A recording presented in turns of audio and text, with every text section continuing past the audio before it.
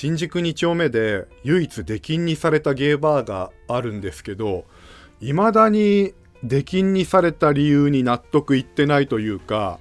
そこは自分が20代の時に通ってたお店なんですけど、雰囲気も良くてカラオケもなくて落ち着いてるお店っていうのかな。一人で来るお客さんが圧倒的に多くて、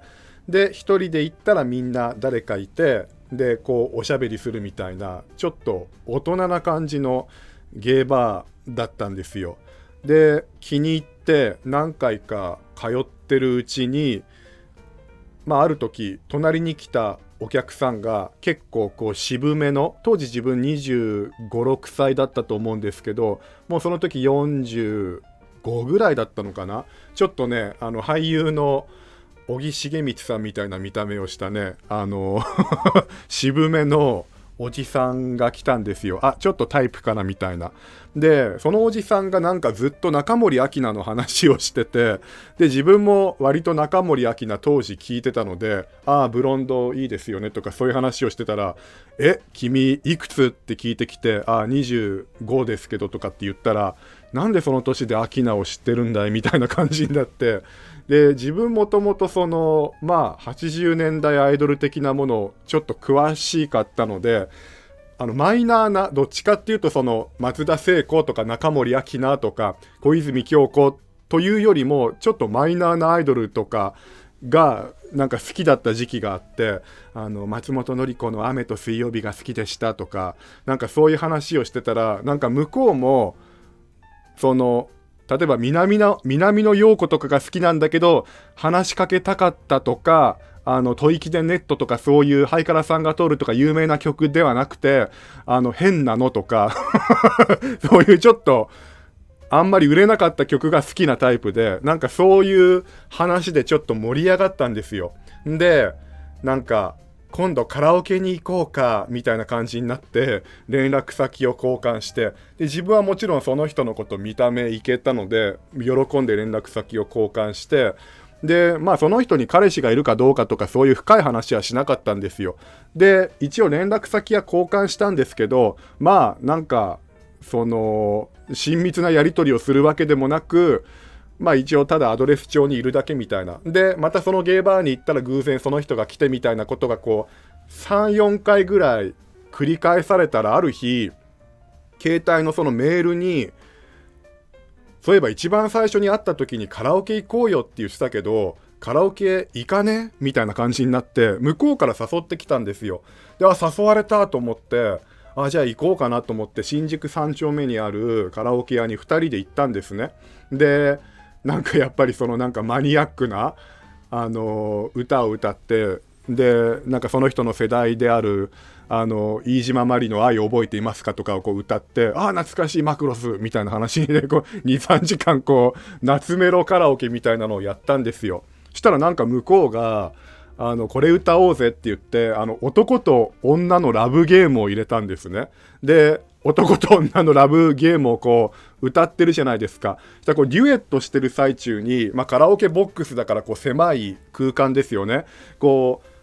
肩をこう組んできたんですよ向こうが。でこう一緒にこうやって男と女のラブゲームを歌って、でそういう肩を組まれたもんだから、自分はもうなんていうのかな、これなんか誘われてるのかなみたいな、向こうはもしかして自分のこといけるのかなみたいな、ちょっとテンションが上がるというか、そういう感じのカラオケの会だったんですよ。でそのカラオケの会が終わって、で一緒にそのね出会ったゲーバー飲みに行こうかみたいな話になったんですけど、なんか向こうがなんかでも2人でこう外でお店の外で会って、なんか今日遊んできたんだよみたいな感じで、そのゲーバーに一緒に店に入って飲みに行くのちょっと気まずいからやめとこうかみたいな感じになって、で今日なんかそのカラオケでこう一緒に2人っきりで会ったっていうのもなんか内緒にしとこうかみたいな流れになって、これは彼氏いるなっていう直感で思ったんですねでそっからそれで解散して終わったじゃないですか。したらそのね3日後ぐらいに自分が一人でその人と会ったゲーバーにいつものように飲みに行ったら、そこのお店のママが急になんか、カウンターの中に入ったんですけどね、カウンターの中に入ってたんですけど、りょうくんみたいな感じになって、カウンターの外にこう出てきたんですよ、こっちに。で、なんですかみたいな感じになったら、ちょっとこういうジェスチャーをされて、ちょっとお店の外出てってもらっていいかなみたいな感じになって、で、なんかお店の外にこう出されて、なんか階段のスペースの方に出されて、したらなんか、この間、なんとかさん、そのカラオケ行った人ね、なんとかさんとカラオケ行ったんだって言われて、そのママに。で、はい、行きましたけどって言ったら、なんとかさんね、もう10年以上付き合ってる相方さんがいるんだよねって、そのママがこっちに言ってきたんですよ。でもさ、こっちとしてみたらさ、そのカラオケ行こうかって誘われた時は、相手に彼氏がいるかどうかっていうのも知らなかったわけだし、彼氏がいたとしてもさ、店のさ、ママがさ、客のそういうものにこう入ってくるのってどうなんだろうって思って、そうなんですか、だから何なんですかみたいな感じになったら、なんかそのママが言うには、そのなんとかさんの彼氏っていうのはもう10年以上付き合ってるし、そのなんとかさんはうちのお店ができて今日からゲーバーやるよって言った時にもうその初日に来てくれた大事なお客さんで、もう10年以上通ってくれてると。で、そのなんとかさんの彼氏もそのうちのゲーバーができたその日に来てくれたお客さんで、そこの2人はもう10年以上うちのお店をこう長年通ってくれて支えてくれる、おしどりカップルみたいな感じだから、君みたいなわけわかんない若い子がその片方のカラオケとかに行ってそういう行動とかされると店としては困るって言われて、でもさ、なんかすごいよそ者扱いされてるけど、こっちはそもそもそのなんとかさんが誰かと付き合ってるっていうのをまだ店通いたてで知らなかったし、そのなんとかさんからカラオケ行こうよって誘われたんですけどみたいな感じですごい揉めたんです。したら、いやちょっとお店としては君はまだ通い始めて何回かしか経ってないけど、あそこの2人のカップルはもう10年以上うちの店通ってくれてるカップルだから、もう揉め事を起こしたくないからごめんね、君はもうこのお店来ないでくれるかなって言われちゃって、そこのお店出禁にされたんですよ。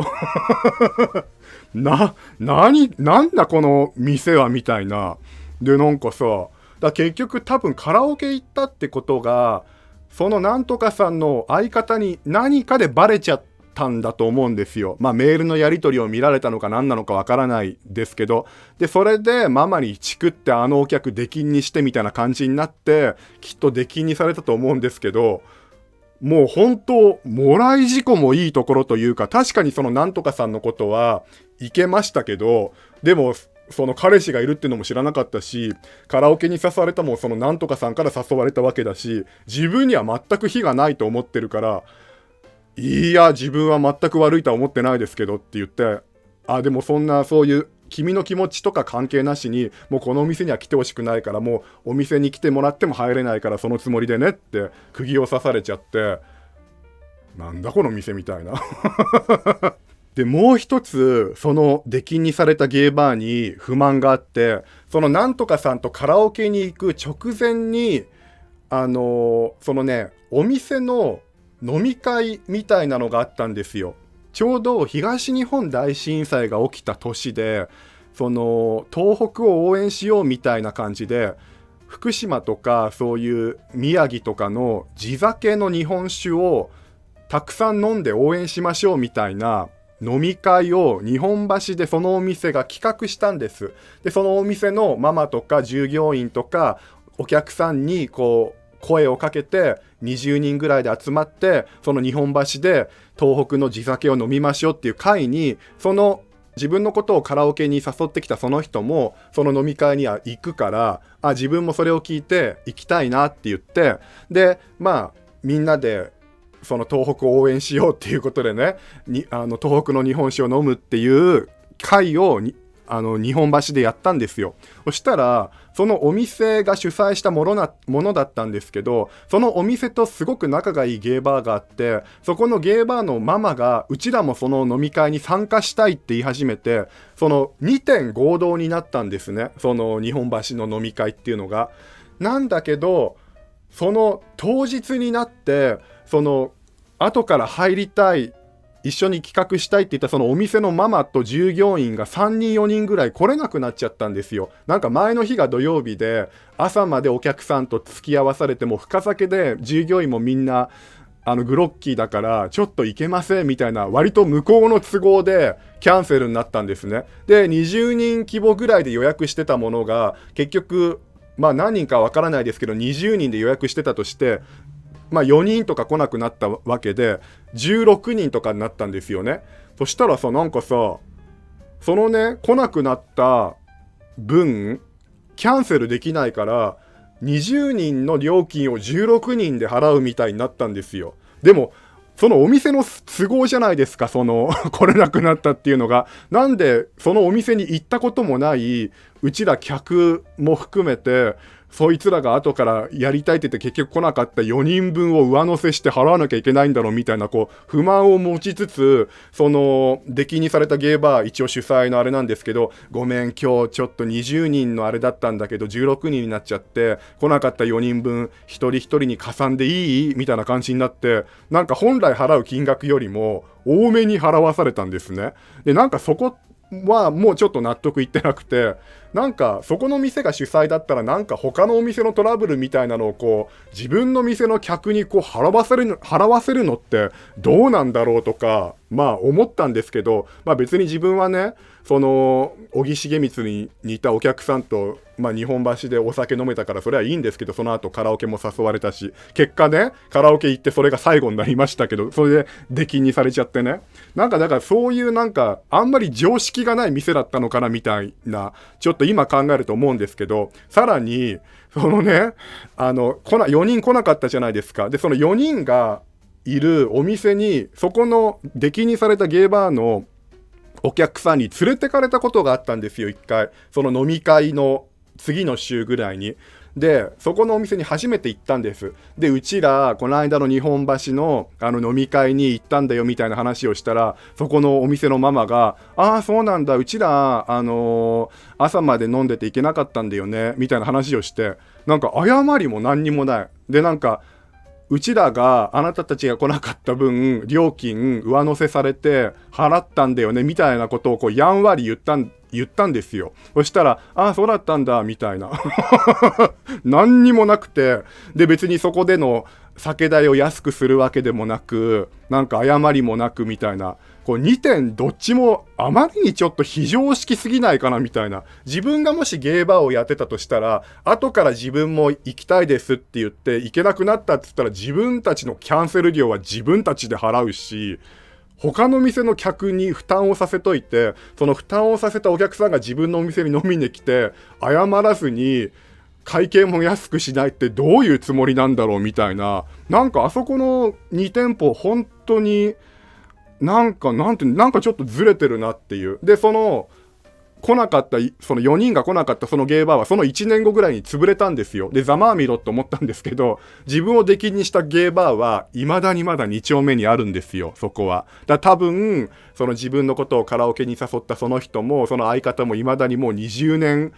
以上通ってる常連になってるんじゃないかなと思いますけど、こういうね長い常連と後から来たお客さんとかにすごい差をつける店ってなんか個人的にすごい嫌いなんですよ。うちわ乗りというか、なんかこうよそ者が入れない空気を出してる店っていうのかな、お前たちのルールみたいな、なんかね本当にね感じの悪いゲーバーでしたね